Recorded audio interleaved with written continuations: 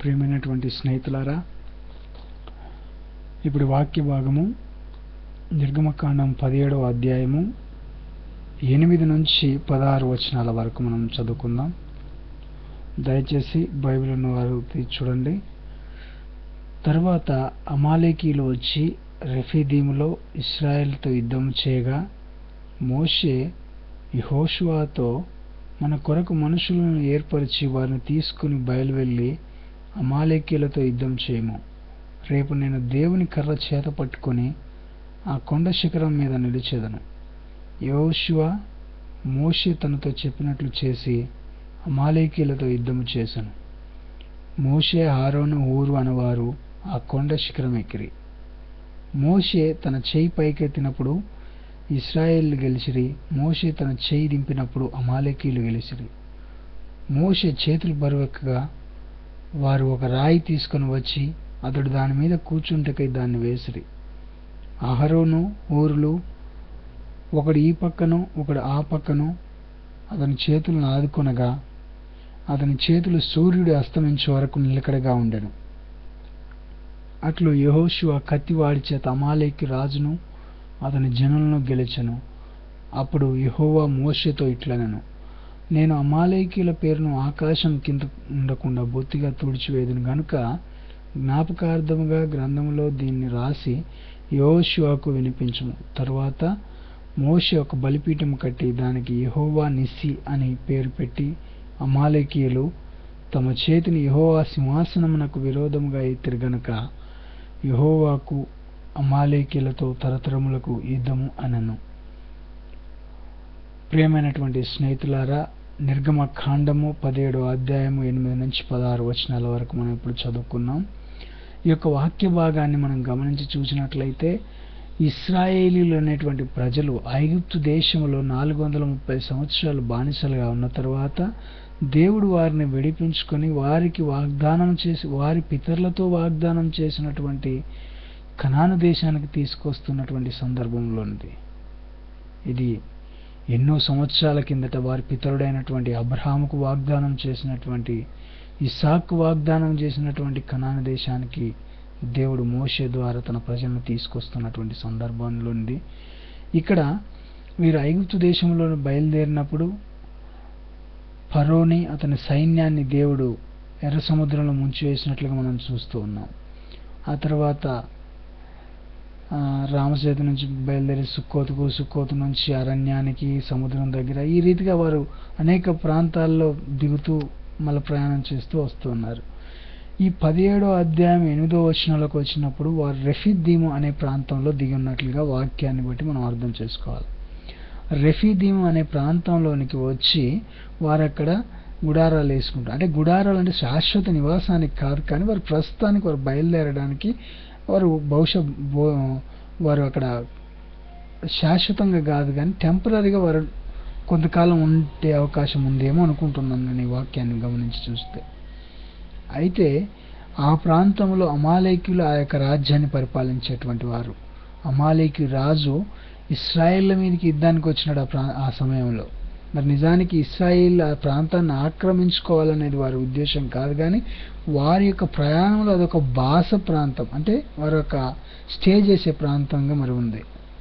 మరి అమాలేకీ రాజు వచ్చినప్పుడు మోషే మరి ఇశ్రాయేల్ చెప్పుండవచ్చు, అయా మేము యుద్ధం చేయడానికి లేం, కానీ మాకు దేవుడు నిర్ణయించినటువంటి ప్రాంతానికి మేము వెళుచు ఉన్నాం, మాకు యుద్ధము వద్దు అయ్యా అని చెప్పి ఉండొచ్చు. కానీ అమాలేకీ రాజు వీరి మీదకి యుద్ధాన్ని ప్రకటించినాడు. అయితే ఇక్కడ మనం నేర్చుకోవాల్సినటువంటి ఒక 2 ప్రాముఖ్యమైనటువంటి విషయాలు ఏంటంటే, ఒకటి, మనము ఏదైనా ఒక దాన్ని సాధించాలంటే, ఒక విషయాన్ని సాధించాలంటే ప్రార్థన చేయాలా, లేదంటే అది సాధించడానికి కష్టపడి పని చేయాలా? ప్రార్థన చేయాలా, పని చేయాలా అనేది ఒక విషయం అయితే, రెండో విషయం ఏమైందంటే, మరి దేవుని ప్రజలతో యుద్ధం చేయడం, దేవునితో యుద్ధం చేయడమే. ఎవరైతే ఈరోజు క్రైస్తవులుగా అంటే దేవుని ప్రజలుగా, దేవుని యందు విశ్వాసంతో ఉన్నటువంటి ప్రజలని ఎవరైతే తిరస్కరిస్తారో వారు దేవుని ప్రజల్ని కాదు కానీ దేవుణ్ణే తిరస్కరించినట్టుగా వాక్య భాగం తెలియపరుస్తూ ఉంది. మరి మనం మొట్టమొదటి విషయాన్ని చూద్దాం. ప్రార్థన చేయాలా, పని చేయాలా? ఇక్కడికి వచ్చినప్పుడు ఒక విషయాన్ని చూస్తే మోషే అంటున్నాడు యెహోషువతో. ఆ రోజు యెహోషువ ఒక యుద్ధ నాయకుడిగా ఉన్నాడు. మోషే వారికి అధిపతి అయితే యెహోషువ యుద్ధానికి అధిపతిగా ఉన్నాడు.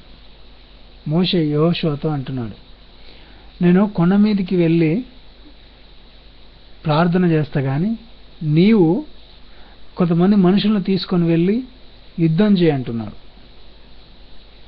చూడండి, అమాలేకి రాజుతో ఇశ్రాయేలు చెప్పుండొచ్చు బహుశా, నేను అనుకుంటున్నాను. ఎందుకంటే వారు యుద్ధం చేయాలనేది వారి ఉద్దేశం కాదు. అమాలేకి రాజుతో అయ్యా మేము యుద్ధం చేయడం మా ఉద్దేశం కాదు, మా దేశానికి మేము వెళ్తున్నామని ఉండొచ్చు. కానీ అమాలేకి రాజు ఏమాత్రం కూడా వారి మాటను పట్టించుకోకుండా యుద్ధాన్ని చేయడానికి సన్నద్ధుడై ఉన్నాడు. ఇంకా అలాంటి సమయంలో తప్పని పరిస్థితి. కాబట్టి మోషే చెప్తా ఉన్నాడు యెహోషువతో, నేను ఉదయకాలం నేను కొంతమందిని తీసుకొని కొండ మీదకి వెళ్ళి మేము ప్రార్థన చేస్తాం, కానీ నువ్వు వెళ్ళి కొంతమంది జనాన్ని తీసుకొని వెళ్ళి అమాలేకి రాజుతో యుద్ధం చేయి. చూడండి, ఇక్కడ మోషే చాలా జ్ఞానవంతుడు. మోషే బలమైనటువంటి విశ్వాసి. ఒక కార్య నిర్వాహకునిలో, ఒక అధ్యక్షునిలో ఉండాల్సినటువంటి అన్ని లక్షణాలు మోషేలో ఉన్నాయి. మోషే చెప్తున్నాడు ప్రార్థన ముఖ్యమే, కానీ నువ్వు పని చేయడం కూడా ముఖ్యమే అంటున్నాడు. నేను ప్రార్థన చేసుకుంటూ కూర్చుంటా, ఇక్కడ యుద్ధము వాళ్ళకల్ వాళ్ళే చనిపోతారని అంటం లేదు. కానీ నువ్వు చేయాల్సింది నువ్వు చేయి, నేను చేయాల్సింది నేను చేస్తా. దేవుడు చేసేది దేవుడు చేస్తాడు, నువ్వు చేయాల్సింది నువ్వు చేయి. యెహోషువతో అన్నప్పుడు యెహోషువ మరి కొంతమంది జనాలను తీసుకొని యుద్ధానికి వెళ్ళాడు అమాలేకి రాజు మీదకి. మోషే, ఆరోను, హూరు అనే ముగ్గురు కలిసి కొండ మీదకి వెళ్ళినట్టుగా ఉంది. మోషే తన చేతిని పైకెత్తినప్పుడు ఇశ్రాయేలు గెలుస్తున్నది. మోషే తన చేతిని పైకెత్తినప్పుడు ఇశ్రాయేలీలు గెలుస్తూ ఉన్నారు. మోషే తన చేతులు బరువెక్కి దించినప్పుడు ఇశ్రాయేలీలు ఓడిపోతూ ఉన్నారు, అమాలేకీలు గెలుస్తూ ఉన్నారు. ఈ రీతిగా జరుగుతూ ఉంది. అప్పుడు మోషే చేతులు పైకెత్తడం ప్రారంభించినప్పుడు చేతులు బరువెక్కి దించకుండా ఉండడానికి ఆరోను ఊరు పోయి ఒక రాయిని తీసుకొని వచ్చి మోషేను కూర్చోబెట్టి మోషే చేతులు పైకెత్తి ఆకాశం వైపెత్తి పైకెత్తి ఈ రీతిగా ఉన్నప్పుడు ఆ యొక్క ఆరోను ఊరులు ఆయన చేతులను ఇటొక్కరు బహుశా ఇట్లా ఇట్లా ఈ రీతిగా ఆదుకొని ఉండొచ్చు, ఇట్లా పైకి లేపి ఉండొచ్చు. ఇట్లా ఆదుకొని ఉన్నారంట. సాయంకాలం వరకు మోషే తన చేతులను ఈ రీతిగా పైకెత్తి ఉంచినప్పుడు ఇశ్రాయేలీలు గెలిచినట్టుగా వాక్య భాగంలో ఉంది. ఆ దినంలోనే అమాలేకీని రాజుని పట్టుకొని మరి చంపివేయడం జరిగింది. ఇక్కడ చూడండి, మోషే చెప్తూ ఉన్నాడు కదా యెహోషువతోటి, నువ్వు వెళ్ళి యుద్ధం చేయి మనుషులను వెంటేసుకో, నేను వెళ్ళి దేవుని వైపు చేతులు ఎత్తుతా అంటే ప్రార్థించుట అని అర్థం. మోషే ప్రార్థన చేస్తూ ఉన్నాడు, యుద్ధం చేసేవాళ్ళు యుద్ధం చేస్తూ ఉన్నారు. ప్రార్థన పని కార్య నిర్వాహకత్వము అనేది చాలా ముఖ్యమైనది. ఒక ప్రార్థన చేసుకుంటూ పోతే కాదు, కానీ దాన్ని జ్ఞానంతో పని కూడా చేయాలి. ఇప్పుడు నేను ఒక ఇంటర్వ్యూకి పోతా ఉన్నాను అనుకోండి, నేను ప్రార్థన నాకు ఒక ఉద్యోగం కావాలనుకోండి, ఉదాహరణకి నేను ప్రార్థన చేసుకుంటూ ఇంట్లో కూర్చుంటే నాకు ఉద్యోగం రాదు. ప్రార్థన చేయాలి. నేను ఒక కంపెనీ ఎక్కడైతే రిక్వైర్మెంట్ ఉందో ఆ కంపెనీకి వెళ్ళి నేను నా రెజ్యూమ్ని ఇచ్చి నేను అక్కడ ఆ ఇంటర్వ్యూలో పాల్గొంటేనే నాకు ఉద్యోగం వస్తుంది. మీరు గమనించండి ప్రియులారా, ఇది నేను ఎందుకు చెప్తున్నానంటే కొంతమంది జ్ఞానం లేకుండా ప్రార్థన ప్రార్థన ప్రార్థన అంటూ కూర్చుంటారు. వారు చేయాల్సింది వారు చేయరు. దేవుని యొక్క వాక్య భాగం ఏమని సెలవిస్తుందో చూడండి. ప్రార్థన అనేది ఎంత ముఖ్యమో పని అనేది కూడా అంతే ముఖ్యం.